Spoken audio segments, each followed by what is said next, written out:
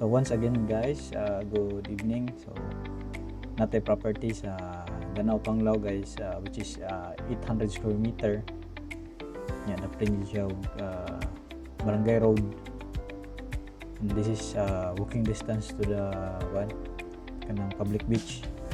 So if you are familiar with Linaw Resort, so diha maagi. Kanang gianan padong Linaw na siya diha. So ang kanindot ani guys kay kuan kanang along the road gid ba. Tapos ang mga establishment ani guys kuan ng mga resort, and also mga tapad ani guys is restaurant.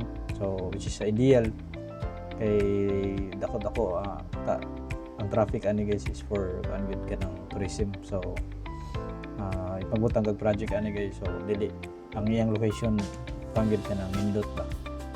So moro po na guys nga ako ma-recommend ninyo sa nangita mo property diri sa Danao Panglao. So it's one of the best property nga ma-recommend ako guys. So maro to guys. Thank you so much.